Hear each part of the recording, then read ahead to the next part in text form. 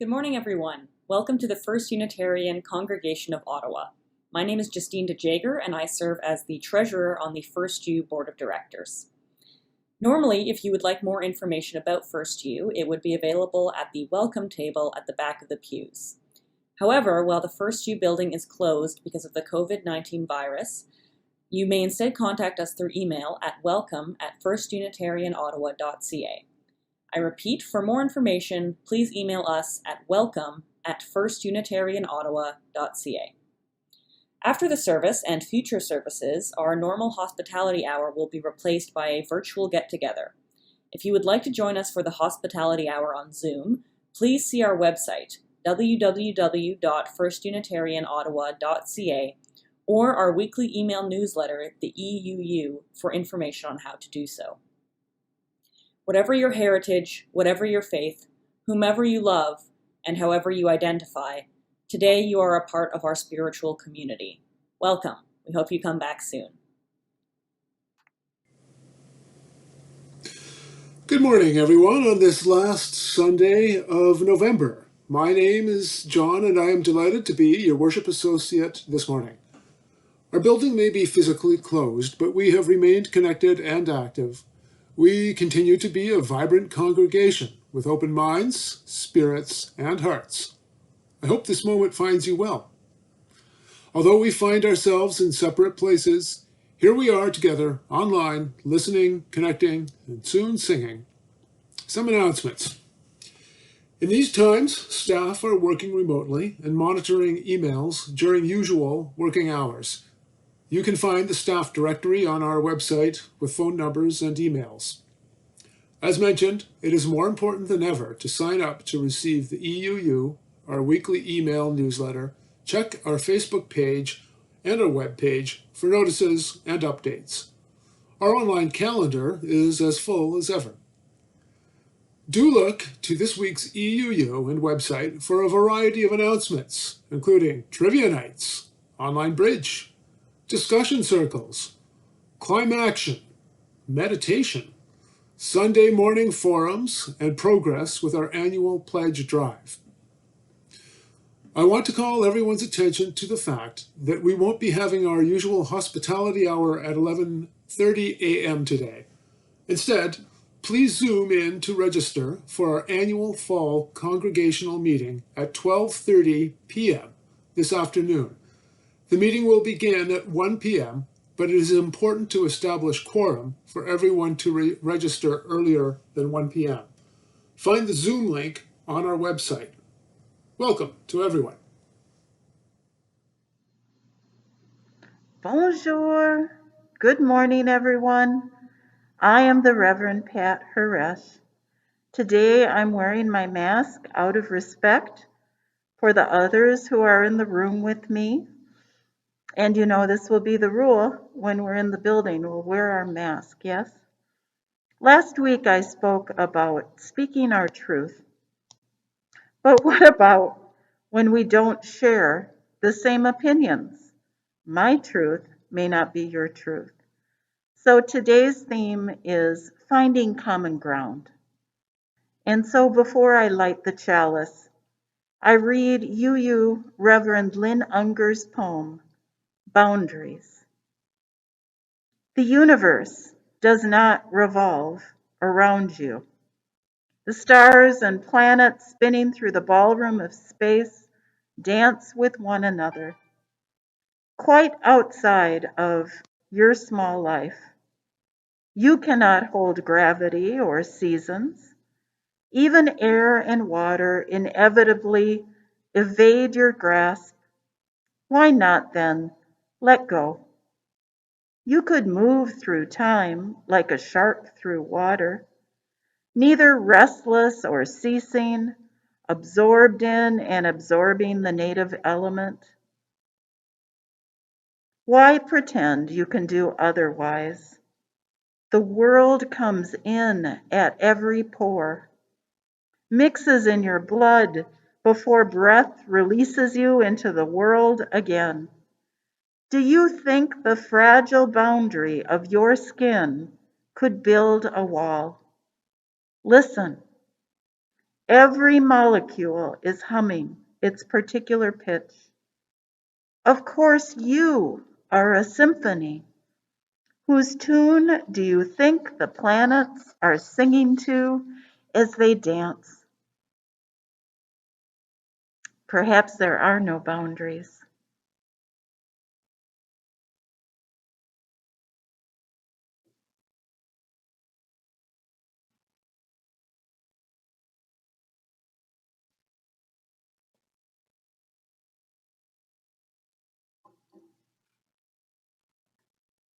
Let us sing the chalice song.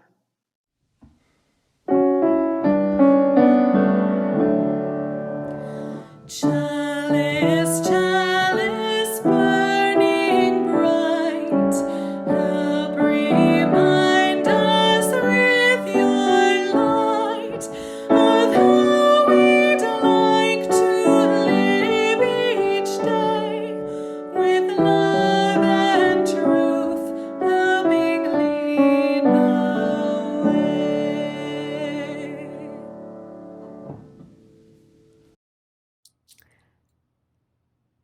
Hi everyone, it's Nao, your Director of Religious Exploration. Today I'm reading to you a story titled The Lamb and the Butterfly, and it's written by Eric Carley.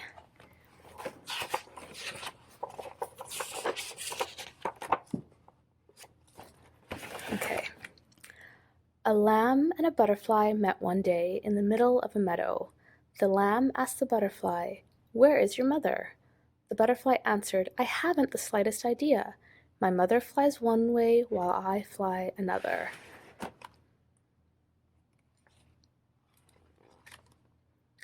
With a zig and a zag, the butterfly fluttered away and landed on a dandelion.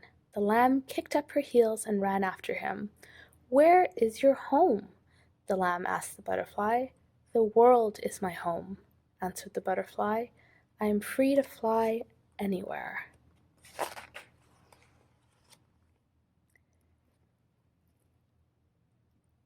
And with a zig and a zag and a ziggy zag zag, the butterfly fluttered away and landed on a bristle thistle. The lamb kicked up her heels and ran after him. "But where do you sleep?" the lamb asked the butterfly. "I sleep where I please," said the butterfly to the lamb. "Wherever I am, well, that's where I sleep."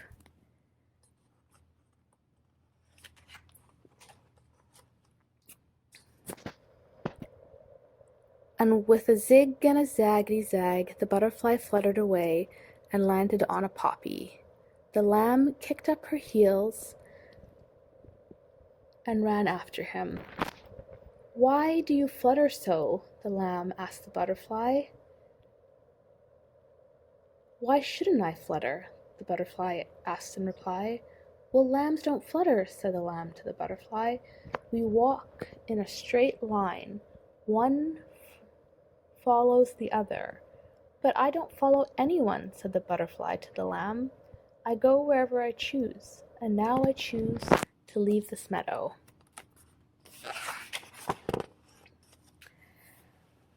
And with a zig and a zag and a ziggity-zag, the butterfly left the meadow and landed on a sunflower. The lamb ran after him. Come back, she cried. I want to ask you a question. What is your question? The butterfly asked the lamb. Please don't leave me, the lamb said to the butterfly. That's not a question, said the butterfly to the lamb. Put it in the form of a question. And the lamb said, Why don't you stay with me? My mother will take care of you. With a zig and a zag and a ziggity-zag, the butterfly flew into the sky. I don't need anyone to take care of me, said the butterfly to the lamb. I'm on my way, he cried. Goodbye, goodbye. But at that very moment, a fierce black cloud darkened the sky, and rain began to fall.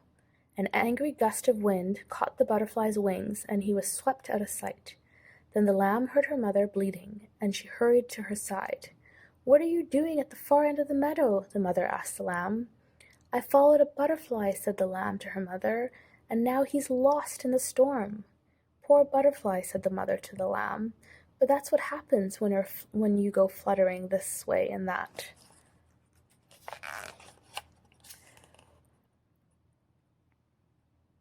But now I will never see him again, said the lamb to his mother. He is gone forever.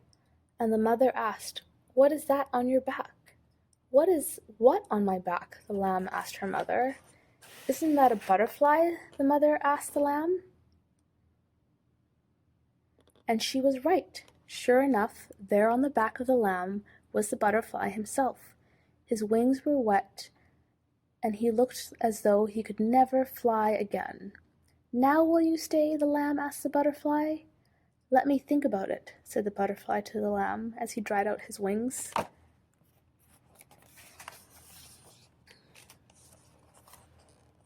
By now the sun had come out. Slowly the butterfly tried to flutter.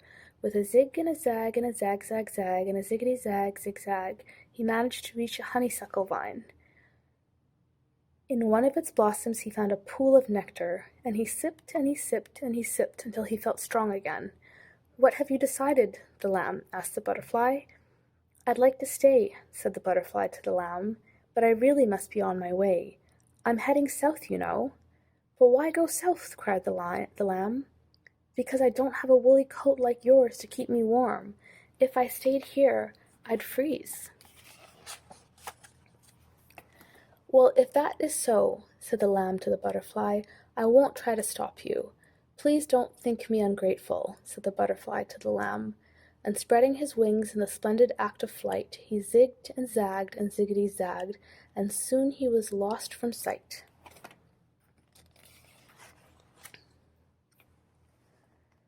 This time the lamb did not kick up her heels and run after him. She walked instead to her mother's side, and never asked a butterfly to join a flock of sheep again.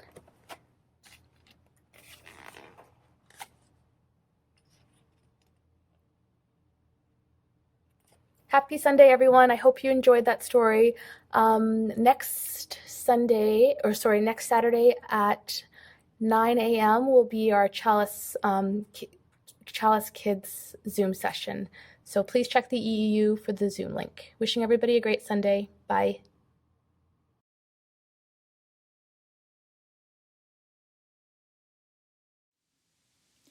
Building bridges between our divisions, I reach out to you. Will you reach out to me? With all of our voices and all of our visions, friends, we could make such sweet harmony.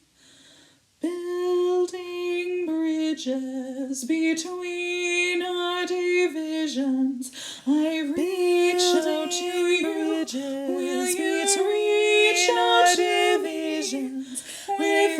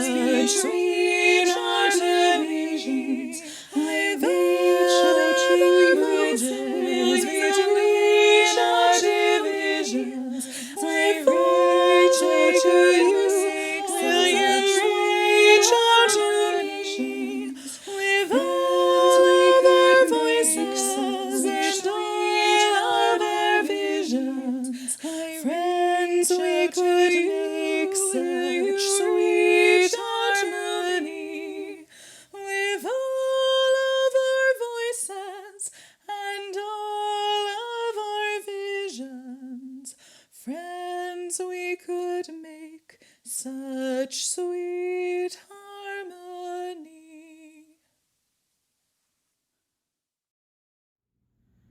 Good morning. My name is Reverend Ellen Bell. I am the spiritual care visitor for this congregation and a community minister affiliated with this congregation as well. This is the time when we can send our earnest hopes or wishes, which some people call prayers, to the people who we care about. I invite you to think about your relationship with this community and how it can support you in the good times and the not so good. Think about your hopes and your hurts and how sharing them with like-minded people can make you feel. And in these COVID times when it's more difficult to get together, try as much as possible to connect with people in person if you can, by phone, by Zoom, or by whatever means you can, but it is important to try and stay connected.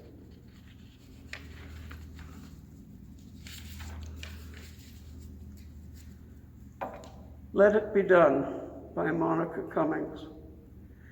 Dear unknown, unknowable, yet known by many names, keep us mindful that we are all related, that when one of us is ignored and treated with disease, we all suffer. Today, let us each commit to welcome the stranger. Let us move beyond our comfort zones and connect with people labeled different and pushed to the edges of society. We can make a difference. We can transform lives. We can bring harmony and healing to the places and spaces where we live, work, and play. Let us keep our hearts and minds open and receptive to the still small voice that calls us to stand witness for those who cannot stand, to speak the truth for justice for those without a voice, and to lead the way on the journey towards wholeness for those without sight. In the spirit of love, compassion, and community, let it be done. Blessed be.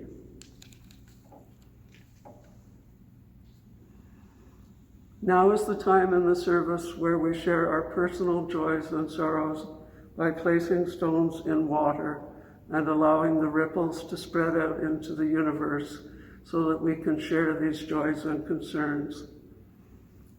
I place a stone in the water in remembrance and gratitude for the life of Marilyn Prevost, which ended December 2nd, 2019. Her spirit lives on through those of us who knew her. I place a stone for Catherine, thinking of you.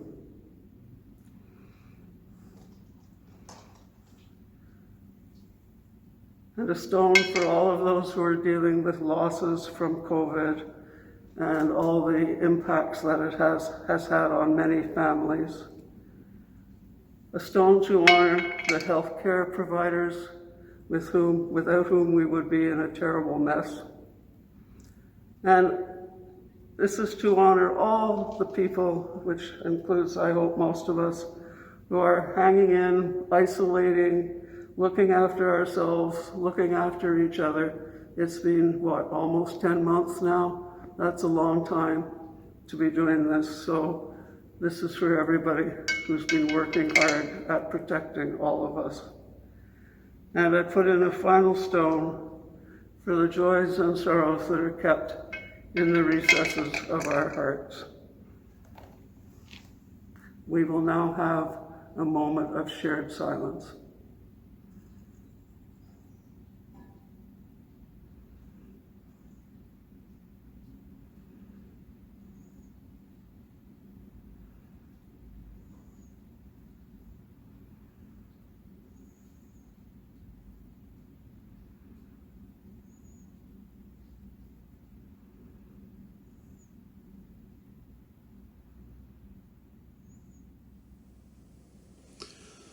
A reading from the poem Words by Unitarian Universalist Reverend Elizabeth Tarbox.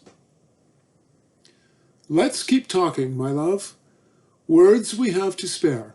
Love words and angry words, and beneath them hurting, bleeding, dying words, and beneath them words melted by fire and hardened by ice, words of sadness and truth birthed from the cavern of tears. For you are all the love words I have ever heard and all the hurt words. But let's keep caring, ever so slowly building down the words, one beneath the other, getting closer to the truth, and still deeper until you touch your words to my wounds, honor them, and feel the pain. Our wounds may not be healed by the touch of the other's words, but are dignified by our recognition of their existence. Then, and only then, will the words mean anything, when we have used them up, until the old meanings have been scrubbed off, when the wrong words have been tried and discarded, and the right words have been spoken in a whisper. Then let us climb down into each other's souls, and rest there in silence and love. Last Thursday was the American Thanksgiving, so I've been thinking about family and cooking. Now, we all have our own way of organizing the kitchen, yes? Where we put the pots and pans, where we put the silverware. My spouse swears he has no idea how to use the kitchen because of how I've organized it. Maybe that's a good excuse, I don't know, for not doing the cooking. And I remember the times when John's mother, our precious Nana, has stayed with us, and I've so appreciated her cooking. But what drives me crazy is she mixes up my spice containers, and I can never find what I'm looking for after she's been in the kitchen. You see, I'm one of those people who puts her spices in alphabetical order. Doesn't everybody do that? Well, I found out Nana doesn't. John's mom is a hunter and pecker. You know, she puts her spices wherever and she finds them and she uses them. And you know what? Her food still comes out okay. That would totally frustrate me. She has her way, I have mine. Well, she stays at our house so long as every once in a while we get her wonderful cooking. I don't worry so much about what order the spices are in. And as soon as she's gone, I put them all back in order again. Sometimes differences with those you love just aren't worth the tussle. And sometimes it's a challenge. Each year in our time and talent, since I've been here, I've offered up a sermon for bid. John Rutherford and I still need to talk together about the last one that he won and what he'd like me to talk about. And similarly, today's message was inspired by a dear former congregant of mine, Dick, who was the top bidder one year at one of my former congregation's version of Time and Talent. They called it their service auction. Dick's frustration was that so often we find ourselves in the position with friends and family especially, that and even coworkers, that can feel like we can't share our deepest beliefs or values for fear that we will find ourselves in conflict, an awkward situation, or even burn bridges between us. Right around the time Dick and I were talking about the sermon that he had bid, there was a piece from Robert Fulghum, sometime in the UU World magazine. You know, the UU World, you can get it online now, that's put out by the Unitarian Universalist Association in the States. And the article gave some guidance on how to communicate across the gulf of differences and potential misunderstandings that we simple humans have, yes? You may be familiar with Robert Fulghum, the UU minister who wrote All I Really Needed to Know I Learned in Kindergarten. Fulghum wrote of when he first started visiting Greece, the Greek island of Crete, a place he visits annually. By the way, I've shared this story before with the now 55 plus group. Some of you may remember this story. I think that Fulghum didn't do enough of his homework about Crete before he went there. While traveling around Europe alone, Fulghum found himself in a small fishing village on the island, and one morning he decided to go for a run. The day was already hot, so he dressed only in black running briefs and shoes. His route took him past a coffee house where men sat outside and were socializing, and he was surprised that they ignored him. He said they seemed surly, hostile, unwelcoming. When he mentioned this to his landlord, who was kind of his cultural interpreter, he was told the opposite was true, that the Cretans had a tradition of being very welcoming to strangers. But the landlord also pointed out that the man at the coffee house didn't know what to make of Fulghum. With Fulghum, he had like white hair and a white beard, and he looked like an Orthodox priest. But they had never seen a half-naked priest running through the village in what looked like his underwear in the early morning hours before. They were kind of stunned. So my first rule of peaceful dialogue and understanding is try to hear yourself and see yourself in the eyes of the other person. What is natural for you may seem threatening to someone else. Try to speak to them in their language to the extent that you feel comfortable. What is it? The golden rule is do unto others as you would like to be treated. How might they be wanting to be treated? I think that's called the silver rule. And always look for what you have in common. Love and compassion, perhaps. We can't always make assumptions that smart, caring people will think like us, right? Nana doesn't alphabetize her spices. We can't always make assumptions that smart, caring people will think like us. We can't even assume that tolerance is a universally held value in the same way everywhere. In other words, when in Crete, do as the Cretans do. Begin building the bridge of communication by first trying to respectfully others and understand others.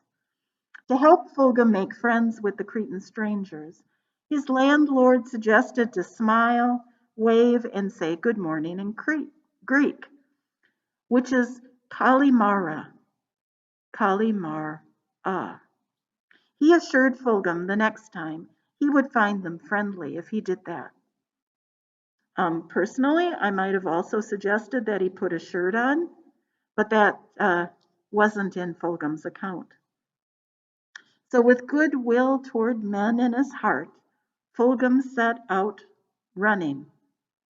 Now, mind you, Kalimara for good morning had changed in Fulghum's delivery to the word calamari, which many of you might know means squid. And he didn't know how the Cretans wave. He didn't know that the all-American hearty wave, arm extended, fingers open, is the equivalent to giving Cretans the finger. So there he went by the coffee house, half naked, shouting, calamari, calamari, or in other words, squid, squid, and giving them all an enthusiastic, up yours. And all of this while running in his underpants. Well, Fulghum reports that they fell out of their chairs, this time laughing, shouting back, calamari, calamari, and enthusiastically waving, up yours. Right back at him. Fulghum thought he finally had broken the silence. He was one of the guys. So, Reverend Pat's rule of peaceful dialogue and understanding, number 2, is take risks when you think you can, even if you might appear foolish, even if you might be the butt of a joke. When you speak authentically in love, it's hard for the other person not to respond in kind, but it might be helpful to do some homework in trying to understand the other person before taking that risk. I think Fulghum wished that he had prepared himself a little more for those first encounters, wished he had learned about the Cretans before diving in, wished he had put aside his own assumptions about universal gestures and values. That day, the men at the coffee house had told their friends about this bizarre stranger and his early morning appearances. And sure enough, the next morning, there were more men at the coffee house, there to see the show, to see the priest in his underwear, yelling calamari. That morning, as he ran by, Fulghum gave them the all-American sign for okay, yes? Thumb and forefinger forming a circle. I don't think he had learned his lesson yet. They laughed even harder and gave him the okay sign right back. The next morning, even women and children appeared at the coffee house, waiting to see the early morning show of this strange man. But just after passing the coffee house, that third morning, a middle school English teacher stopped Fulghum in the street. The teacher was quite upset, and he told him that Fulghum was embarrassing himself and letting the men at the coffee house make a spectacle of him. They should be ashamed, said the English teacher. The teacher informed Fulghum that no self-respecting Cretan man would go out of his house and into the village dressed so immodestly. He let Fulghum know that he was saying squid instead of good morning, and explained the fine points of waving. Finally, he let Fulghum know that the OK sign to Americans was the sign that Cretans used for telling people to stick their head up their, well, their you know what. Basically, a road rage gesture, this is, in Crete. A serious provocation that could even have led to shots being fired. Fulghum felt badly. The men in the coffee house were watching this conversation with the English teacher, because it's a small village, and they knew Fulghum now knew that he was the subject of a joke. But Fulghum decided not to give up his attempt at cross-cultural friendship and understanding. He wanted to make that bridge. On his next run by the coffee house, Fulghum added a t-shirt, thank goodness, finally he figured that out, with the blue and Greek flag on it, nonetheless. Now that the cat had been let out of the bag and the joke on Fulghum was made known, the men sat very quietly, feeling some remorse. But with the help of his landlord, Fulghum had learned the crudest thing possible he could say to insult the Cretan men. Something only permissible among good friends, trusting they would know that he was joking. So Reverend Pat's rule of dialogue, peaceful dialogue and understanding, number 3. When at all possible, try humor. It helps not to take ourselves so seriously and helps to find another place of commonality and understanding. Now, I'm not even going to share with you what the landlord taught him, but the next morning, with his Greek t-shirt on over his shorts, instead of running by, Fulghum stopped, faced the men and children and women, smiled and said, calamari on purpose, waved his up yours, said the bad word the landlord had taught him, and the bad sign with his hands and arms. The men at the coffee house laughed and applauded.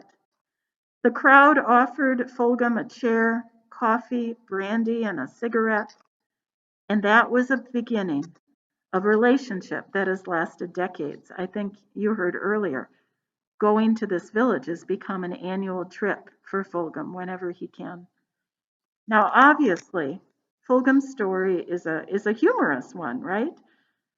But a potentially hostile relationship that then built itself on humor. And we don't all find ourselves in such warm and humorous situations when it comes to differences of opinion and deeply held values. Trying to understand the other person, seeing where they are coming from, taking some risks, being authentic, caring, and respectful, not trying to build ourselves up and take the other person down, injecting humor when possible. All are good tools in trying to forge understanding across the chasm of differences. In potentially fraught conversation, it is also important to understand what is at stake for the other person. What are their hopes and fears? What are their insecurities? What are they pinning their whole lives on? What does their heart cling to? Just like you and me, they have arrived at their view out of their own life experience and study, their own cavern of tears. Whenever I think of how you might handle differences of opinion or perhaps interfaith dialogue, and maybe I've shared this story before, I think of when my oldest son was in elementary school. I discovered he was the kid that was taking it upon himself to explain to other kids at school that the Easter Bunny wasn't real. You know, you never want that child to be a son of yours, right? You're the one who gets the calls from the parents. But I shared with him that it wasn't his job to talk other kids out of what they believed. That's not Unitarian. That wasn't his job as a good and tolerant, accepting person. You don't learn anything when you try to do that. I suggested that perhaps he could say instead to the other children, "Oh, so you believe in the Easter Bunny? Huh, tell me about that." Now that follows all my peaceful dialogue and understanding rules. May we remember our wholeness, our oneness, as in this morning's chalice lighting. The world comes in at every pore, mixes in your blood before breath releases you into the world again. We really don't have boundaries. We really are on common ground already. The only barriers are the ones that we make. May we remember our common humanity and destiny. May we remember we are all trying to make sense of the world. All have had valuable life experiences. We all have a sense of impending death, sense of loss, sense of why some people are fortunate and others are not. We all want the best for our friends and loved ones, the world, using our words with the best of intentions. We don't mean to hurt and wound while sometimes, darn it, our words still do. May we strive to understand each other more than worry about who is right and who is wrong. There is wisdom to be gained even from those we disagree with. May we laugh at ourselves every once in a while and not take ourselves so seriously and recognize the common ground we walk upon with gentleness and peace. We have this shared destiny, this shared ground between us, whether we fight about it or not. So let us find peace together in that common ground. May it be so.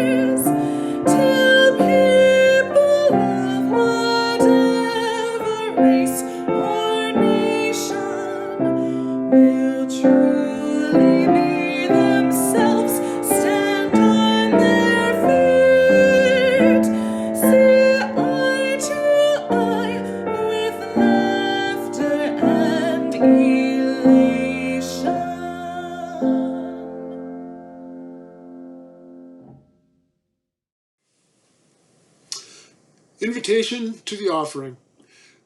This is the time in our service that we usually accept the offering. You may go to our website or contact our finance manager to find out how you might keep up with your pledge or make a donation during these times. We give these gifts freely. We receive these gifts gratefully. We dedicate these gifts to the work of the congregation, serving human wholeness, caring for the planet, upholding religious freedom, welcoming the stranger, loving one another. Let us close with the ending of Mary Oliver's poem, to begin with, Sweetgrass. What I loved in the beginning, I think, was mostly myself. Never mind that I had to, since somebody had to. That was many years ago. Since then, I have gone out from my confinements, though with difficulty. I mean the ones that thought to rule my heart. I cast them out. I put them on the mush pile. They will be nourishment somehow. Everything is nourishment somehow or another. And I have become the child of the clouds and of hope. I have become the friend of the enemy, whoever that is. I have become older and cherishing what I've learned. I have become younger. And what do I risk to tell you this, which is all I know? Love yourself. Then forget it. Then love the world. As the poet says, love yourself. Then forget it. Then love the world. May it be so.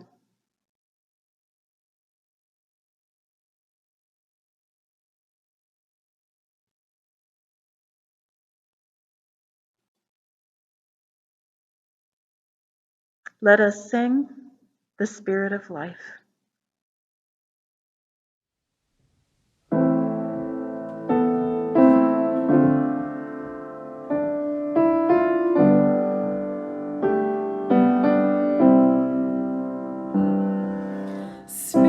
Spirit of life, come unto me. Sing in my heart all the stirrings of compassion. Blow in the wind, rise in the sea. Quod vida spori de justitia, tenurimo,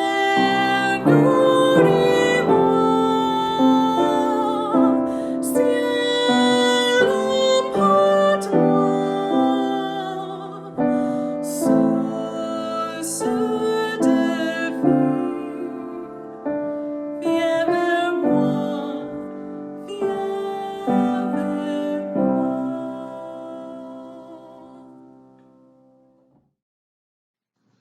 Two last things before we close.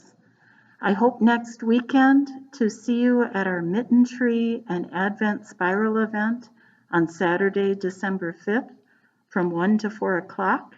Look for details in the EUU and whatever sources we have. to sign up for that event so we can do it safely. Also, I hope at 12:30 that you're registering for the fall congregational meeting, and then I'll see you at 1 for sure. But as you go today, as we depart, go in love, go in joy, go in peace. May it be so.